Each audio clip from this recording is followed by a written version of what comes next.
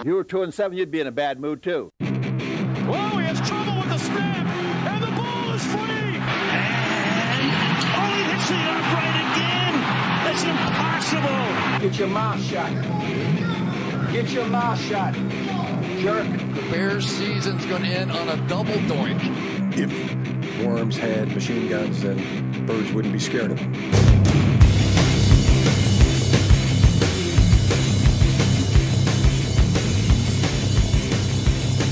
Hey, how's everyone doing out there? Welcome to a Word Hole Media presentation of the Limp Six podcast. I'm Pete. I'm Ryan. Welcome to the Limp Six podcast. We're just a couple of Chicago pricks united by our hatred of University of Michigan football and the Chicago Bears. This is our special Thanksgiving edition. Thanksgiving. As I can't believe that there would be any other podcast besides us that focus solely in our pro affiliations with the Lions and the Cowboys, who are associated with Thanksgiving. So yeah, that is kind of interesting. We have to do a Thanksgiving special. We will also be talking about a little bit of other professional football news, a league I mentioned last week. There's lots of news that excites me and probably nobody else, but I don't give a fuck. We've got PV's upset specials, at least one this week. We're going to jump into the college realm, which I'd rather not, considering the debacle that happened to my Michigan State Spartans in Columbus. Every week I get more excited about college football for me. For you, yeah. The Fighting Irish are moving up in the standings. And, the college football playoff rankings were released about an hour ago, so we'll discuss those and remedy that situation. By doing our own Limp Six, our own top six projections or whatever, rankings. Whatever you want to call them. And back by popular demand, the Maxim Minute. It was 2 minutes last week. It will be 1 minute this week, so don't worry. Right. So let's go ahead and kick this motherfucker off.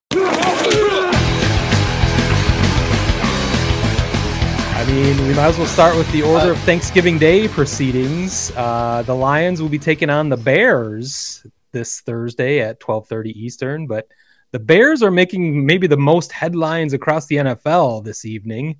I am living in Michigan, and so I've not been privy to everything happening there in Chicago, but I think you have some updates for us. Yeah, so a story broke this morning. It actually broke on the.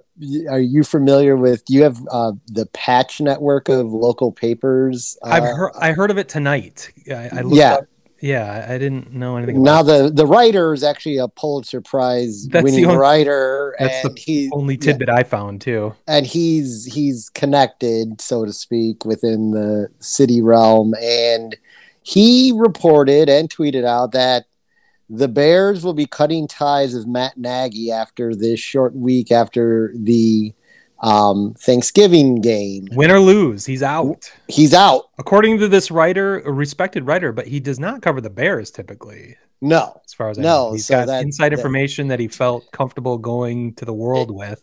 Yeah, and for some weird reason, because he doesn't cover the Bears, makes it seem all that more legit to me. You know what I mean? Like why would he even bother to put himself out there it's with this news? So Nagy, I do this every week.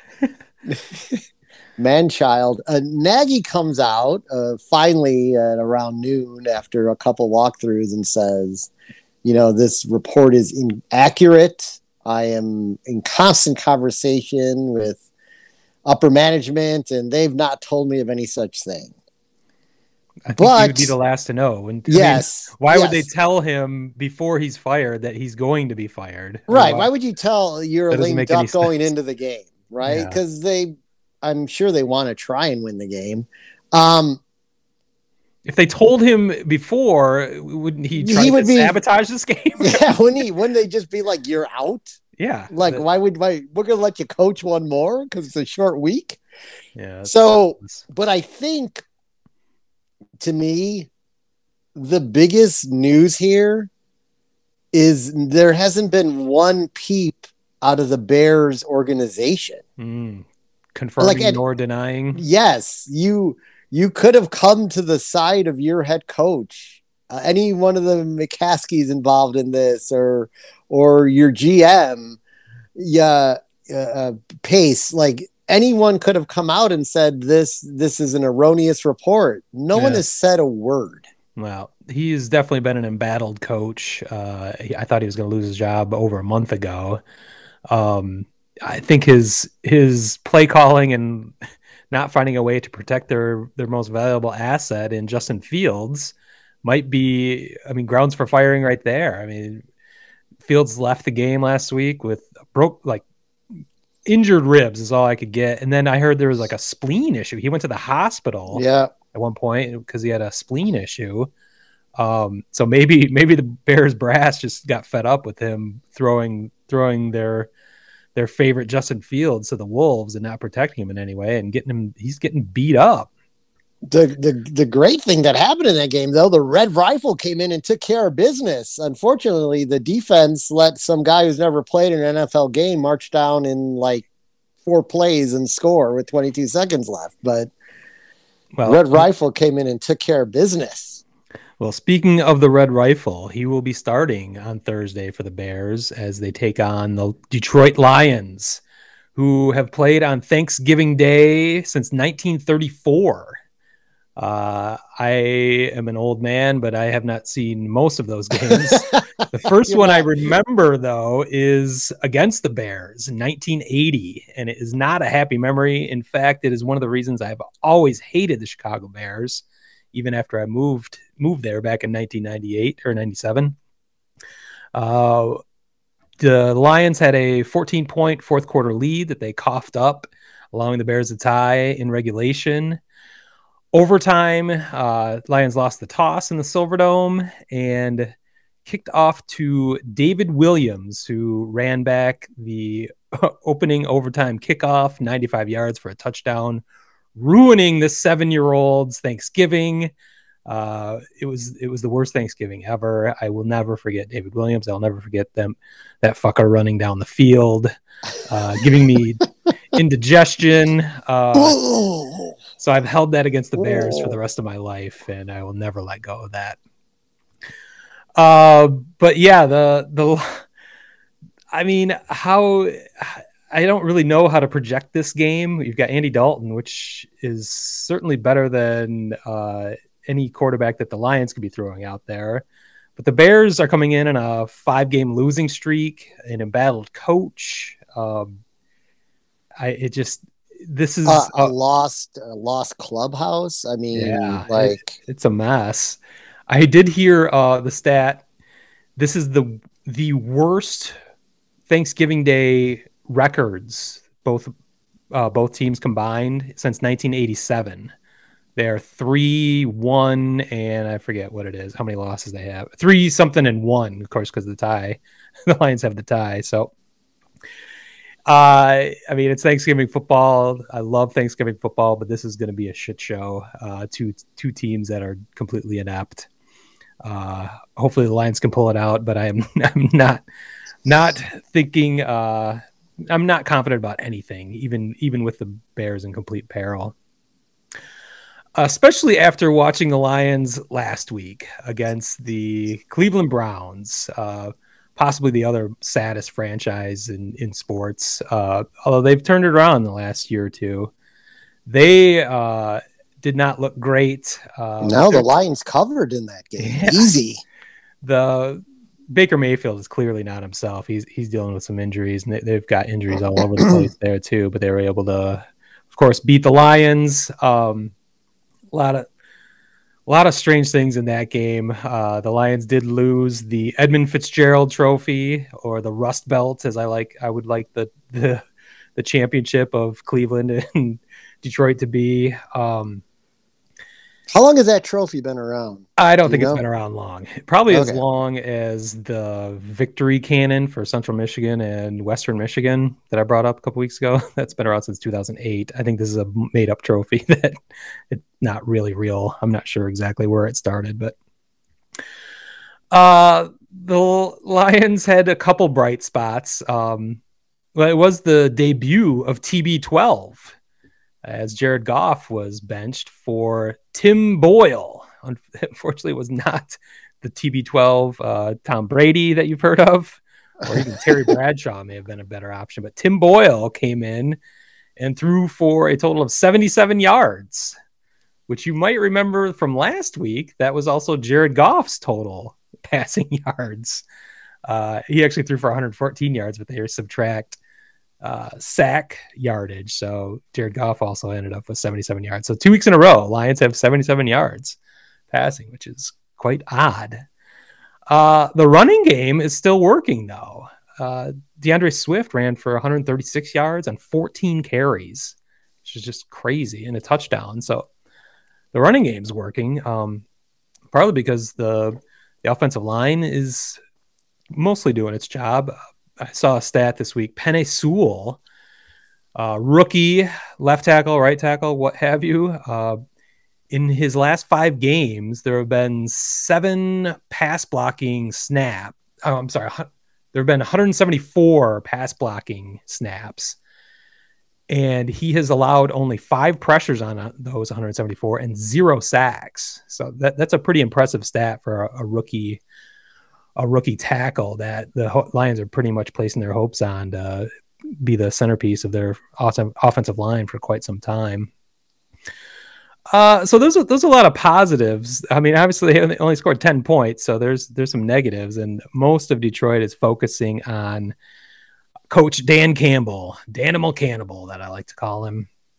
Some questionable play calling, and typically I stay away from play calling or criticizing play calling because I don't know what the fuck I would do as a play caller. I'm nowhere close to an offensive coordinator. Dan Campbell took over the play calling duties 2 weeks ago, and so that's led to a lot of talk about specifically play calling, whether he's qualified to do it or not, and comparing it to how Adam Lind, offensive coordinator, was doing earlier in the season, which wasn't that great considering they were 0-8 under him. At least Dan Campbell has a tie as an offensive coordinator, but so he's coming under great scrutiny for his play calling. And, there's 60 to 80 play calls every game. They're going to fuck some up. The problem is the philosophy behind the play calling is something I will criticize. And I'm starting to question that with Dan Campbell. The first one that comes to mind that everyone brought up was a 3rd and 14 call in the fourth quarter while the Lions were trailing. They run a draw play, and it's almost like you're giving up when you run a fucking draw play on 3rd and 14. Right. Unless the idea is you're in 2-down territory. You're going to go for it on 4th down. And that's the philosophy I wouldn't have a problem with, since they were obviously able to run the ball and were very much struggling throwing the ball. There's some logic to that, where you do try a draw play and an obvious passing down. And then, hopefully you get close and you're going to run it on 4th or throw a pass on 4th, whatever you have to do. Problem is they punted on 4th down after the 3rd and 14 draw play, which it just makes 0 sense. It boggles the mind. And that's where I'm struggling to understand Dan Campbell's logic and starting to question his philosophies. The other egregious error in my mind, and I actually wrote this down. I'm getting to the point. I'm such a amateur podcast nerd that I am taking notes during the game. I actually wrote down as it was happening, like, why is Dan Campbell kicking a field goal with 3 minutes to go as they were down 6? They had 4th and 1 inside the 20, and they had DeAndre Swift running for 136 yards on 14 carries. He was averaging nearly 10 yards a carry. And he was scared to go for it on 4th and 1, and they opted for the field goal. And it's like, well, that's how you lose games, and that's exactly how they lost the game. He was trusting his typically porous defense to get him the ball back with 3 minutes to go, and it did not happen. Nick Chubb just ran out the clock basically on him. You could see it coming in that moment, and so that, again, like, the play calls themselves, you don't know everything that's going on. You don't know personnel. You don't know if somebody's dealing with an injury in the last minute before that play was called. You don't know a hash mark, decide certain things, where the ball's at. So there's many, many things going on in there that we'll never be privy to. That's why I avoid thinking that I'm smarter than everyone on the field. But I do question the philosophy at least. And I think you're seeing a head coach kind of trying to find his footing in the NFL that doesn't really know what he's doing. He was famous in the first several weeks for being ultra aggressive to a fault, where the risk versus reward was not worth being so aggressive. Now you're kind of seeing he almost got his hand slapped by being burned so many times by being too aggressive. And now he's being ultra conservative to a fault. So he's kind of swinging wildly to opposite ends of the spectrum, and he needs to find that happy medium. And I hope he does.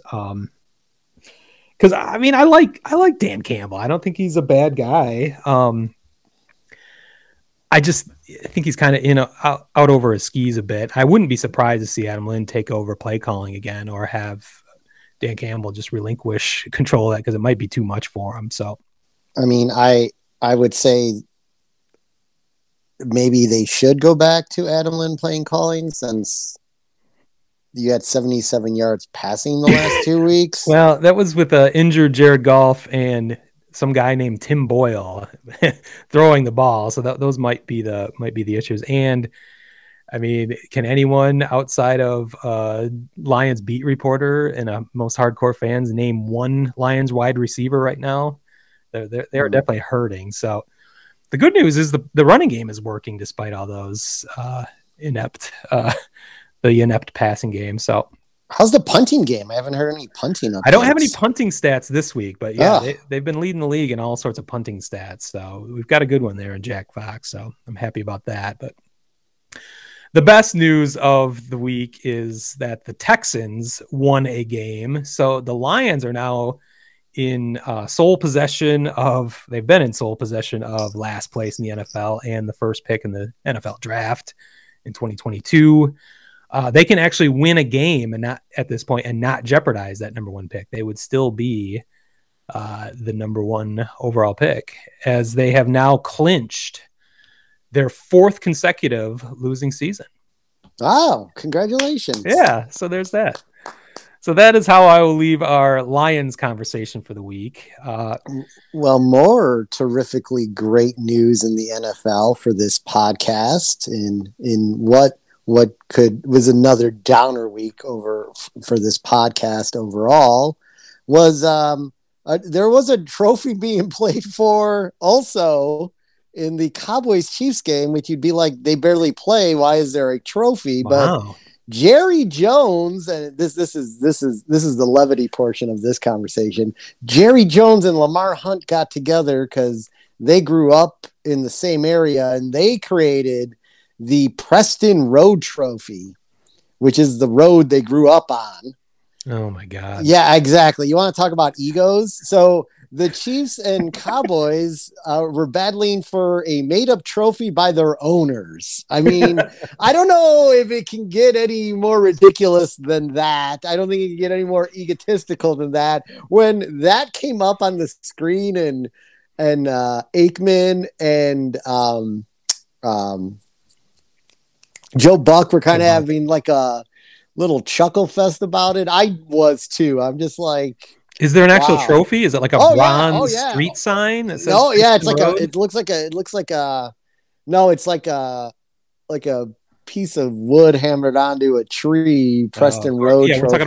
we're talking about Arkansas, aren't we? Yeah, right, exactly. So, and the Cowboys were the keepers of it because they last played in like 2016, and the Cowboys had won. Yeah, well, they had to give it up though this week, because the game that I told everyone the Cowboys would win by 3, bet the over, this game is going to have so much offense and so many points, was a defensive struggle. If I told you ahead of time that neither Patrick Holmes or Dak Prescott were going to throw for a touchdown, this podcast probably would have been shut down. This podcast is over. Yeah, exactly. I mean,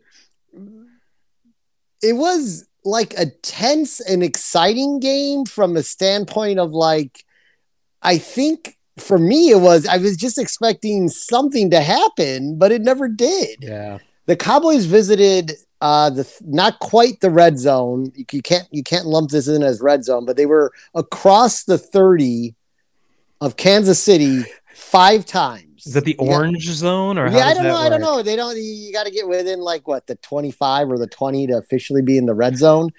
They were at the 30-yard line or closer 5 times and walked away with 9 points. Just horrendous execution. They lost CeeDee Lamb after the first half, and I have to admit, like, the not having Amari Cooper there hurt more than I thought it would. Yeah. And the receivers that they had to depend on, which were guys they've depended on in limited roles this year and have come up big, all were dropping balls. I mean, they had so many, Dak Prescott had so many drop passes that it got so bad. The only guy he had confidence in throwing to was Dalton Schultz. And it was so bad. They ran the tight end on a fly pattern. He's not that quick. Of course, he overshot him. I mean, he had the step, but he overshot him because he's not run that fast. But the question I have for the Cowboys though is the game wasn't out of reach at all once the second half started because they intercept Mahomes. My question is, you're not down by that much. Why did you not attempt to just run the ball down Kansas City's throat at that point? It seemed like they were hesitant to use Zeke that much in that game. Am I misunderstanding or misremembering, or Zeke got he got like his ankle got rolled on. Okay. He sort of limped off, but then he came back in. But you have Pollard, who is a very good. He'd be a starting running back on some other teams in the NFL. You don't lose a lack of a running game necessarily just because Zeke is out. And Troy Aikman said it, and I agree with him 100%. They should have came out in that first possession and not completely, you don't just stop passing, but if you started to run productively, consistently, that would have opened up these receivers who were dropping balls because they were pressured a lot because the Kansas City defense was in a man coverage just blanketing them because they weren't concerned because the top two receivers weren't playing. So it was just like, it was mind boggling to me. And I think a lot of the loss had to do with the play calling. Like, you get that running game going, then you get the play action going, the safeties bite, and then you got pretty wide open guys to throw the ball to. It's simple football. And it's something the Cowboys actually, on all the weeks they won, and on the 1 week they lost to Tampa Bay, they did all that well. The 2 last games they lost, they had a ton of drop passes and did not get the running game going. So, like, you need a running game. And that's like what you were talking about. The Lions is kind of a head scratcher. Like, they are getting very productive running. So, if you get Jared Goff back in there and that running game stays as productive as it is, not that you really want them to win too much at this point, but just one game.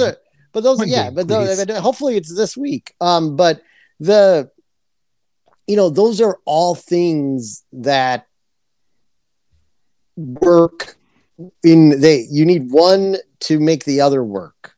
The synergistic effect. Yes, exactly. You're blowing up over there. Sorry about that. And so I'm not going to make excuses. Their top 2 receivers are out. These good teams still find ways to win games. I watched the Arizona Cardinals. They've lost. They've been without their top 2 offensive threats, and they've won 2 out of 3 of those games. Yeah, so, the only team with 2 losses or fewer. Yeah, the best team in the NFL. They are to me, they're the best team in the NFC because they've won without their starting quarterback and their number 1 receiver 2 out of the last 3 weeks. That's pretty damn good to me. The one thing I did enjoy is the Cowboys also are not playing with their 2 number 1 defensive ends, but they played and held it. They held Kansas City in check to win that football game if they could have gotten their offense going. holding them to 19 points, only 2 touchdowns. Micah Parsons, who's a linebacker, I think had 4 sacks in that game. He's going to win NFL Defensive Rookie of the Year. I mean, he's out of his mind. I mean, he's lining up as a lineman to fill a void. So again, I get really excited when I think about this defense in December when they're at 100% and people can go back to their natural positions and things like that. So anyway, we got Thanksgiving coming up. This is the Thanksgiving special. I believe the Cowboys have been playing on Thanksgiving since 1960. It's around then. Yeah, it's around then. So a half century. That's pretty good. I mean, it's not close to a century like the Lions, but glommed onto our tradition. We're a much 30 newer years team. later. Yeah, we're a much newer team than the Lions, too. That's true. Yeah, so the Raiders are coming into town. The Raiders are sort of like a yin and yang team. If this is on the road, I'd be a little worried. I'm not as worried as it is with them playing at home. They seem to, they average the most points when they play at home. So I think the Cowboys will win this. I think it'll be closer than probably originally anticipated. But I think they'll walk away with the victory. It looks, Jerry Jones had said it looks like CeeDee Lamb is going to be good to go for this game. So that's huge. Of course, Amari Cooper will not be in the game. And he tested positive for COVID and is not vaccinated. So right. Good job, Amari. So he is mandatory 10 days out no matter what. Right. So he cannot play until day 12 because the Cowboys will be playing 3 games in 12 days. So get a chunk of the season out of the way in a 12-day period. They follow up this Thursday with a game the following Thursday in New Orleans. So that's a weird schedule.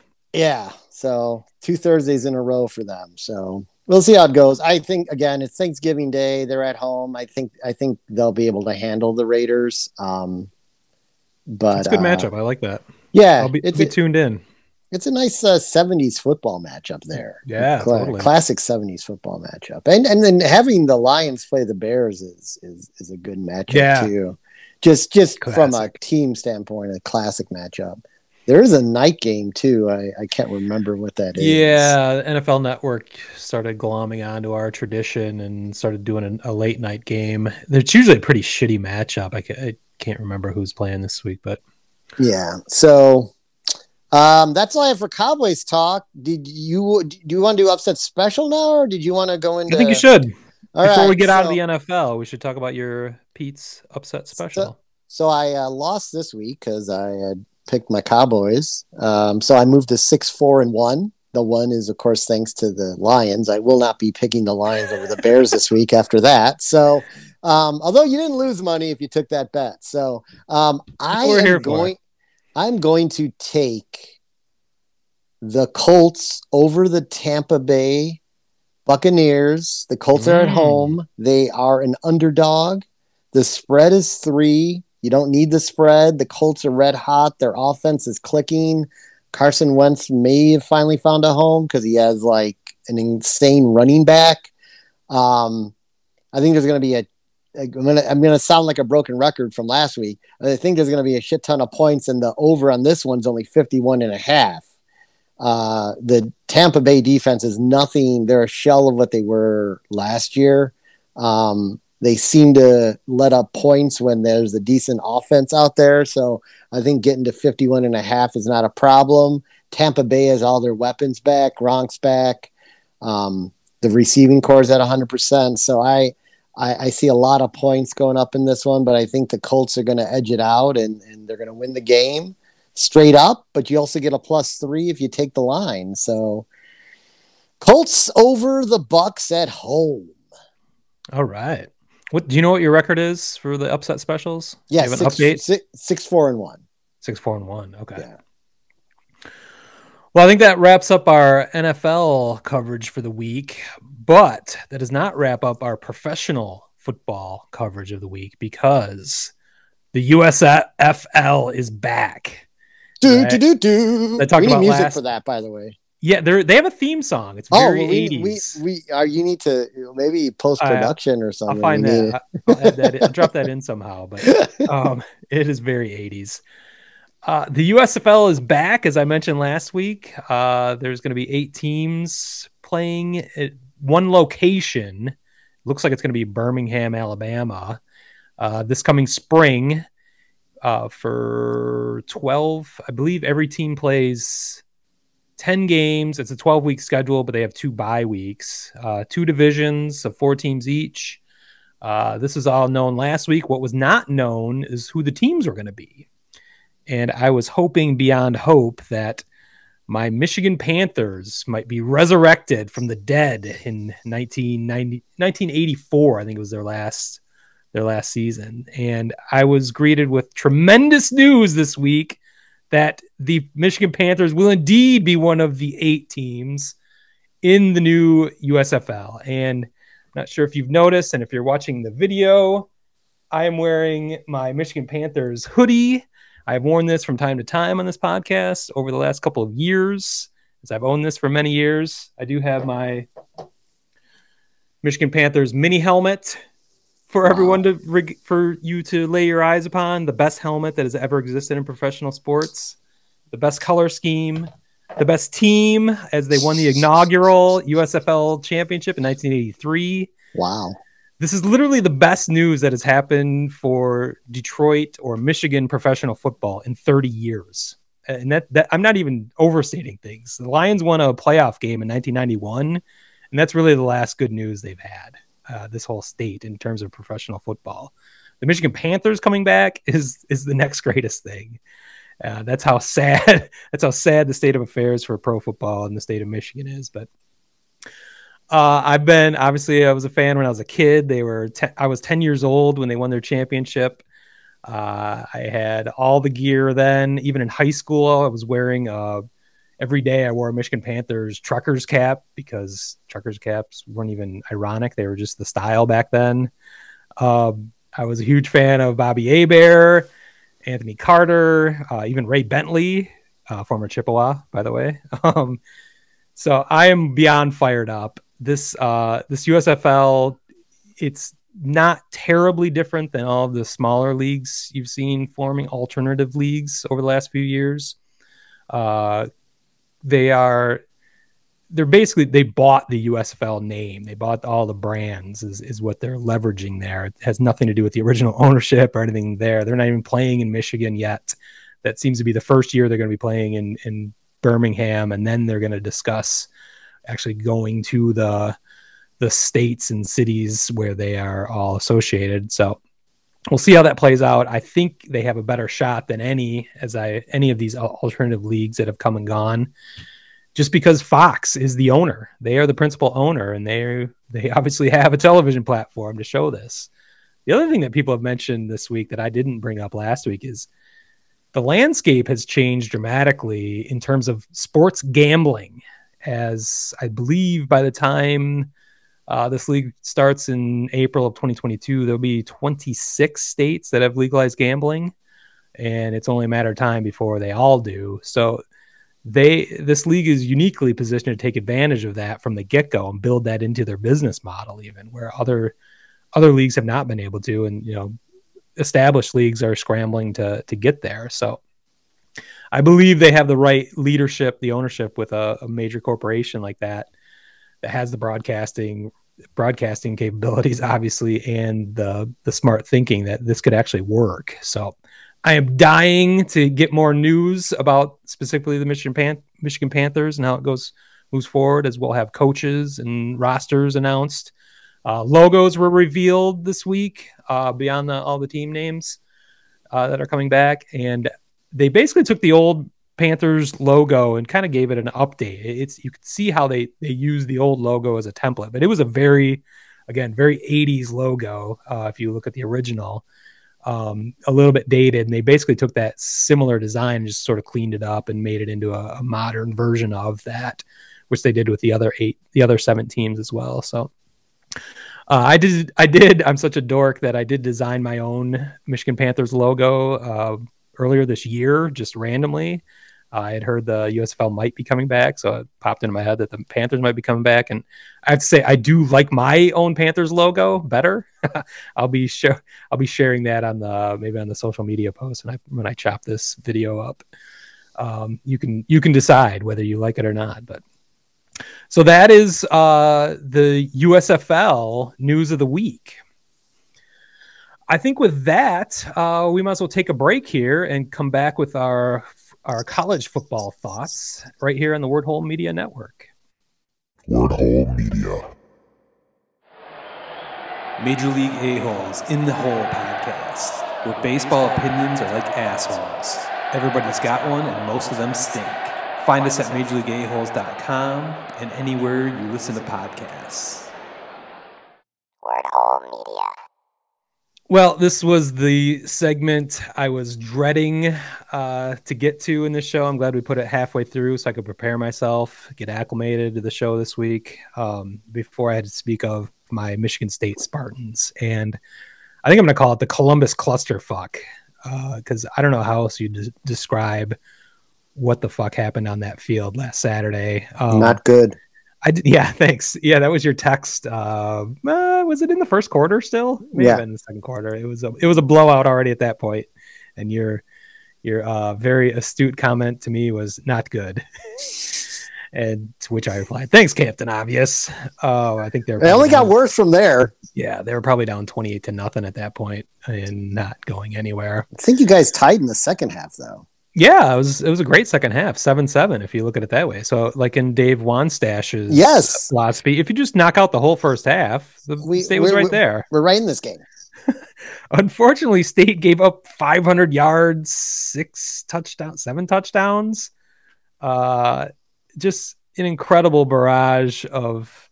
obscene barrage of offense from the Ohio State Buckeyes. Really, State didn't belong in the same field with Ohio State. It was like they were playing two different sports. It was ridiculous.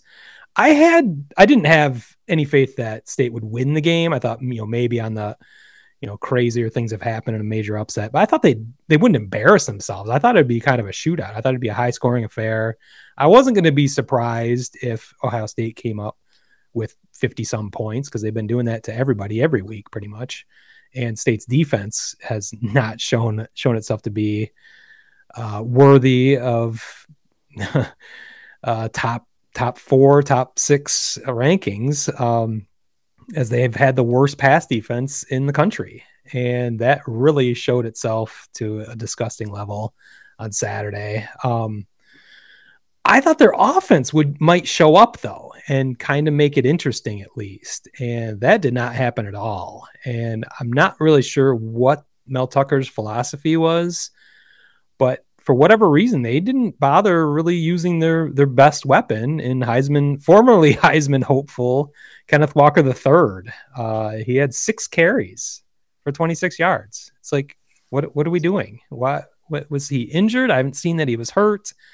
They relied on the passing game, and it was not working. Nope. A few things went against them early that just sort of snowballed, and then there was no chance. So maybe they got behind, and then by then the game plan couldn't involve the running game because they were so far behind they had to throw the ball to catch up. I don't know. When you have that sort of weapon, he's as good as a pass because he gets chunk yards. Yeah. Well, it's kind of like it's what we were just talking about though in the Cowboys game too. Why did you did? It's still the first quarter. You're down by a lot of points. You don't have to. There's a long ways to go. Shit the game plan. Yeah. Well, stick to it. And they were. I don't know. Who was I think I texted you the not good when the backup running back fumbled the ball. Yeah. Like I didn't even understand why Kenneth Walker wasn't just full time in that game. That's why I think there was an injury or something we're not really sure about, or I don't know. There wasn't much reporting on, or I didn't see anything about it. I didn't see anything either. I've talked about where I mentioned the Heisman. You talk about you've seen games where somebody wins the Heisman. I'm not sure if I've ever seen a game where somebody lost the Heisman. That was it. That was it, man. you after you you showed up in such a big way against Michigan that really was like that was his Heisman moment that I thought solidified it.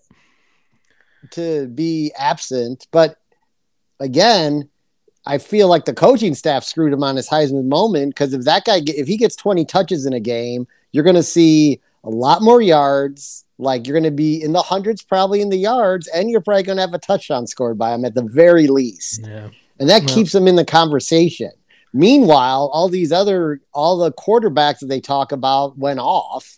Well, that's the thing. I mean, it's bad enough to have a terrible game, but then to have the other Heisman hopeful on the other side of the ball, CJ Stroud, throw for 6 touchdowns and almost 500 yards, if not over 500 yards in the first half. So did that was his Heisman moment. And so did the Alabama quarterback this week. So I think you can see Kenneth Walker III exiting stage right for the Heisman. You might still get I think he should still get the invite if it's going to be 3 guys. Yeah, I think so too. So, but I think he would have had a legitimate chance if he showed up against Ohio State, and he definitely did not. The other major question exiting this game, is what the fuck's going on with Mel Tucker's contract? Well, it may be in jeopardy after that game. Well, that's the thing.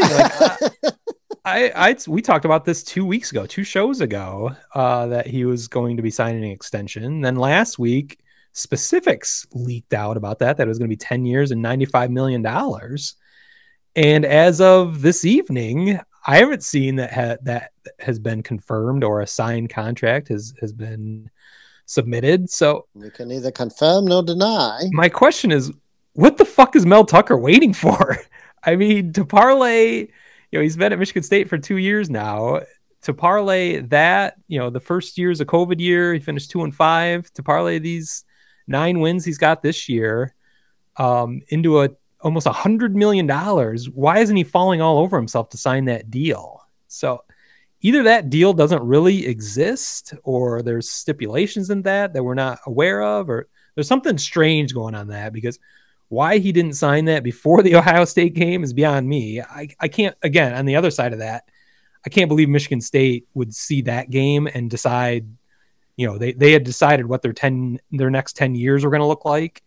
If that game changed what they think about that the next 10 years, then there's some issues with their decision-making process. So I don't know. I mean, it was a horrible game, but I mean, does he lose $100 million over it? Again, or maybe Michigan State was never even close to offering that $95 million. We were told it was 2 billionaire boosters that were fitting most of the bill. Maybe they got cold feet. If maybe in a complicated transaction like that, where the university is responsible for some of the money and 2 different billionaires are responsible for it, maybe things got fucked up. I don't know. So that's the question. I think Mel Tucker's worth it. I don't mind that kind of deal, like we talked about last week, especially when billionaires are footing the bill and not necessarily the university. They are taking all the risk. If it doesn't work out, they will buy him out. It doesn't hurt the university hardly at all, or the future of Spartan football, even if he flames out. So yeah, exactly. Just like we talked about. I lost you again. Well, the good news is State has 1 more game left. They are playing Penn State this weekend with a lot still on the line. They can actually, I think they have a shot at the Rose Bowl still, as they will most likely be the highest rated Big Ten team after Ohio State goes to the college football playoff, as they will most likely beat Michigan this weekend. Michigan would have 2 losses. Michigan would have 2 losses, including a loss to Michigan State. So it's got to be Michigan State. I have heard that there's speculation that State might end up in the Fiesta Bowl against none other than your Notre Dame Fighting Irish, which would be very interesting for this podcast. I don't think that's going to happen, actually. Oh, okay. Instead, I think what's going to happen is Notre Dame is going to have the 4th spot and get destroyed by Georgia, but hey, they'll have made the playoff again. Ooh. But I'm getting ahead of myself. I do have a question. My screen did freeze up. I just talked through it, and now you got back up. It worked out perfectly. So the beauty of it was I didn't hear a word you said. So here we go. So Ohio State blows out one of the top rated Big Ten teams. Now, if Ohio State goes ahead and blows out Michigan this week, another top Big Ten team, you got to continue to ask yourself the question, how good is the Big Ten really? Yeah. Okay. And Ohio State's one loss came outside of the Big Ten to a team who's no longer in the conversation even. Yep. After Oregon got blown out by Utah Saturday night. That game was a blast, by the way. I don't know if you watched that. Utah, I didn't know they had such a strong following, but their crowd was crazy. Yeah, they were basically standing up the whole time. I'm always make fun of Pac-12 crowds because there's usually hardly anyone there and they're pretty subdued. But the Utes really showed up. Yeah, it was bumping, as the kids like to say. Nice. But I think it just really begs the question this week, if this game is as lopsided as the other ones. Like, I've been saying it all year, I just don't see why the Big Ten has been overvalued. I think overvalued this season, and I don't understand it. Over who, I guess it would be my question. Overvalued over the SEC, over the Big 12, over the ACC. Well, I think over just who's better than the Big 10. Well, no. What I'm saying is there seems to be certain teams who, again, when you look at strength of schedule rankings, it just doesn't add up. Why these Big 10 teams are getting so much accolades where they have some of the weakest schedules in football, because the formula that determines strength of schedule has determined that based on the fact of their record and the record of the teams that they have played. But again, I'd like to know, like, what I mean. College football is a finite pool, and somebody's better than somebody else. So what conference would be better than the Big Ten in terms of strength of schedule or RPI or whatever? Well, I think the SEC overall is I agree with that. Big Ten. I agree with that. But then who? So, but I don't think there's any Big Ten school that's being overranked over an SEC team. So the beef. But I think there's individual teams who if you look at you go and look in the RPI rankings. Well, this is what I'm getting to, the numbers. I guess we'd need to see. Yeah. I'd need to see the numbers before I can. Go. Do me a favor. Look at the numbers. Do me a favor. Why don't you do some research? Give me some numbers. Well, I gave you numbers last week. I mean, Notre Dame has of the top 6 teams, they have the hardest schedule. This is what we're getting to. They have the hardest schedule of all those teams right now. The problem is you're going to play. And the Big Ten schedules are all in the 100s. Well, again, I mean, I'd like to see what that is after this week. But this is where your argument's coming to. You're not arguing for any conference necessarily. You're arguing for your Notre Dame, which I don't blame you. Notre Dame's always got an interesting case. They were ranked number 6 in tonight's the actual college football. Yeah, and in the Limp. We'll get to that. We'll get to that in a minute. So they're getting some respect. But I guess, I mean, your strength of schedule is really that good. I mean, you're playing a bunch of 8-loss teams. 37 because the strength of schedule is also based off the strength of schedule that another team plays. Well, sure. I mean, that's the RPI basically. Yeah.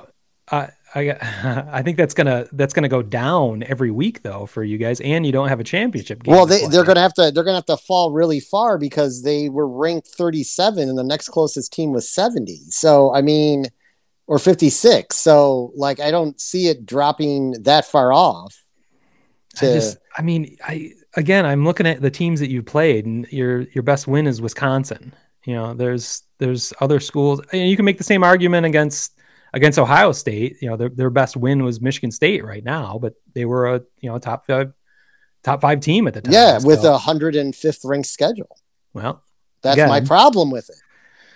So, I mean, should the rankings be based strictly on? Well, when you have a bunch of teams when you have a bunch of teams that have the same record, I think so. Yeah. Well, I mean, we can remedy this, but we can get to that when we get to our Limp Six. But do you want to talk about Notre Dame's week? Yeah, I'd like to talk about Notre Dame winning 55-0 over Georgia Tech. The game was never in doubt. They have not allowed a touchdown in over 12 quarters of football now. I think it's like 13.5 to be exact. They go into Stanford this week. That game somehow got a 7:00 showtime, which is kind of funny, seeing as Stanford has 3 wins. But hey, what are you going to do? So anyway, I think the Notre Dame wins out this week, and that, as Smitty pointed out a few weeks ago, is paving their path to the playoff. And I believe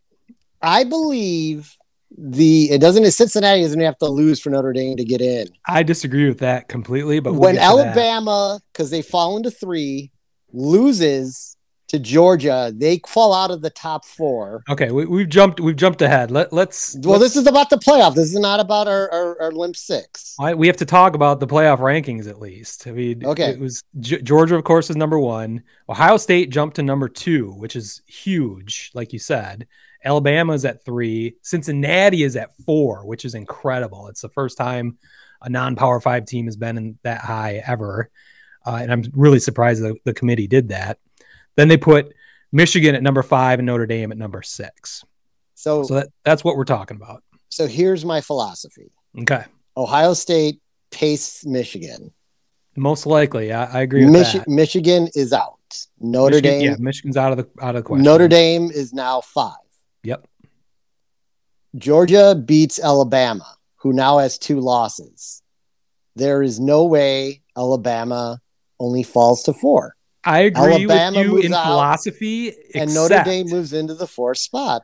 I think that would be justice, but I think that's wishful thinking, and because you've seen it over and over and over again how this committee loves the SEC, loves Alabama.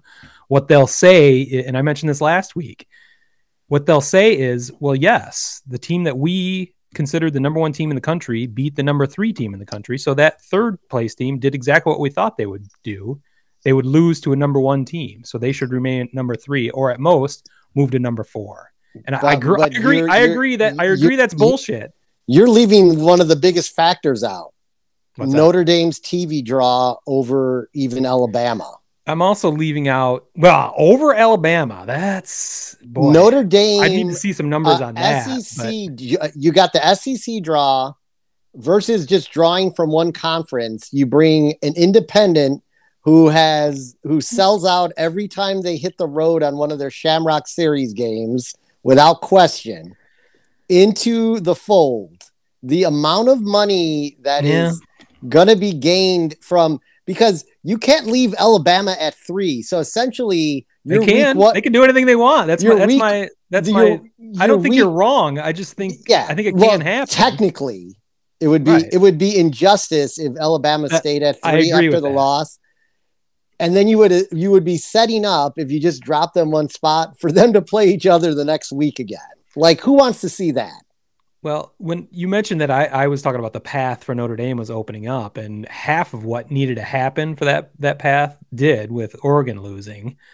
I thought Cincinnati was going to lose to SMU this week, and they blew them out, which is why they're up to number 4 now. And helps Notre Dame's case because their only loss was to Cincinnati. Yeah, and that's another good point. I guess the last stumbling block, I think Cincinnati is playing East Carolina on Friday, which is not a stumbling block. But then in the whatever conference they're in, I don't even know. They're going to play Houston most likely, who's won 10 in a row now. So that would be the opening. I think you definitely need Cincinnati to lose. That was my premise last week. I thought they're going to lose. I respectfully disagree on that. So, well, I'm just saying, I think you'd be right in principle, but the way this committee works is they're going to favor Alabama every time. And because we've seen it, and I just think you need more anarchy in front of you. And that's one thing, at least, is Cincinnati losing. That's going to help. But what happens if Alabama gets completely blown out by Georgia, though? Like if it's a legit ass whooping. That's a great point. That could work in your favor. The one thing we have not talked about, and this is really going to throw throw a wrench into things. If Michigan beats Ohio State? No, because that's not happening. But the Big 12, they're all looming directly behind Notre Dame in the standings. 7, 8, and 9, I believe, are Baylor, Oklahoma State, and Oklahoma. I don't think I have the order right, but Oklahoma State has the chance to have two top 10 wins this year if they beat Oklahoma. I think that's this weekend, Bedlam. It is this weekend. So they'd have a win over Baylor and Oklahoma to put on their resume. Then they'd be going to the Big 12 championship game with another win. I think they would leapfrog Notre Dame at that point, because nothing on Notre Dame's record would be close to having those 2 wins. Their one loss was against Iowa State, which is not great, but I mean, so I'd be a little leery of the Big 12 because they've kind of been a little bit outside of the picture, but I could see them roaring up depending on how things flow with those 3 teams kind of beating up on each other. They've beaten each other and they're still playing each other coming up. So right. That's just another variable to pay attention to. That is a very valid point there, because if you're looking at quality wins, Oklahoma State would have more quality wins. Yeah, and just with the one loss, they're just right there. And Iowa State isn't up as high as they've been recently, but you know that's not. I don't even think they're not a horrific loss, but they're not even ranked. Yeah, I think they had been at some point this year, though. So I guess that's similar to a Purdue loss in those terms. So I don't know. We've got this week, the final week, and then we've got conference championship week. So a whole lot is happening in these last 2 weeks, and I cannot wait. So we talked about the playoff committee's rankings. I think you and I should put out the real rankings in our Limp Six this week.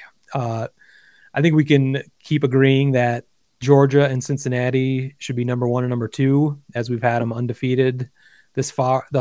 Number 1 and number 2. Yep. Number 3, I would like to move Alabama out of there and move up Ohio State. I'm good with that. That's what I have written down. Okay, and then Alabama at 4. Yep. Then I have Notre Dame at number 5. So do I. Okay. So then the question comes in, who's number 6, and that's where we could debate, Oklahoma State or Baylor, or I think Oklahoma State would be the one that would fit that. Yep. We could make arguments for Michigan, but I refuse to make arguments for Michigan. Other people can do that on their podcasts. I think we don't talk about Michigan unless they freaking beat Ohio State, because it's just because like to put them there just to not be there next week. Yeah, that's the thing. The likely scenario in this case. If they beat Ohio State, then they're definitely they're going to be in the top 4. I mean, to me, that's the bigger. They don't have to be in our top 4, but they'll be in the top 4. Yeah, I'll still leave them out of the top 6, but I guess we can do whatever the fuck we want. Do we want? It's Michigan. Fuck you, Michigan. Even fewer people will listen to us than do already, but whatever. I like Oklahoma State at 6. I don't know how you feel. Yeah, about that. I was gonna do that just because of that Baylor win, and they can certainly do some more damage. Wow, this is crazy. This is the first time this season we had everything written down the same. Yeah, I think we're seeing eye to eye on things. This is kind of creepy. So yeah, I mean that's kind of how the committee is going to work. They're using whatever logic they want to come up to it with a consensus, and that's what we've been doing all year. And we kind of get on the same kind of group think. It's just you and me, but those are 13 people, 12 or 13 people getting into the same philosophies, and you see what they're doing. Things are working themselves out, and we'll see. I cannot wait for these last 2 weeks. It's going to be awesome. I think Thanksgiving weekend is it's so awesome for the pro football on Thursday, but there's a bunch of good games Friday. There's more good. Some of the best games are on Saturday. So, and then you've got pro football again on Sunday. So it's a fucking hell of a weekend. Love it. Did we cover everything we needed to cover? With college football we did, except for one. Well, I think it is time for the Maxim Minute. And it will be only 1 minute this time. You can start the timer, but go. I do have to mention once again, Central Michigan's Lew Nichols III, freshman running back, is still leading the country in rushing. I assumed his lead would be short-lived as Kenneth Walker III would take over again the rushing lead in the nation, but he had only 26 yards against Ohio State, so he did not surpass Lew. And so Lew Nichols is your nation's leader in rushing yards and yards per game, of course. He's got 14 touchdowns, not quite to the level of the other elite running backs, but he's up there. So Central Michigan has the leading rusher in the country this late into the season, which is fucking awesome. The other interesting thing, again, he's a freshman. So the future is bright for my Central Michigan Chippewas, who are playing, I believe, Friday night. So some Friday night action. I'll be checking in on that. We had something just break here in Chicago. What's going on? Well, and story has now come out that apparently Nagy did meet with ownership before Tuesday's second walkthrough. So this would have been after he came out to the media and said everything was false. Ooh. And then later canceled the rest of the day's meetings. Okay. Well, let's read between the lines here. Let me get my thinking cap on. Well, normally we do this podcast on a Wednesday night. We're doing it on a Tuesday because of the crazy holiday week. So we would have probably been better off waiting till tomorrow to get that kind of news. But I think we're going to have some significant news on Wednesday, but we'll be able to keep up with that on social media. So, wow. Yeah. There Strange you go. things are afoot at Hallis Hall. Yes, this literally alert just popped up on my screen. I'm like, oh, Nice. we got a closer for the show tonight. Breaking news. That's perfect. All the walkthroughs are canceled the second after he finally met with ownership.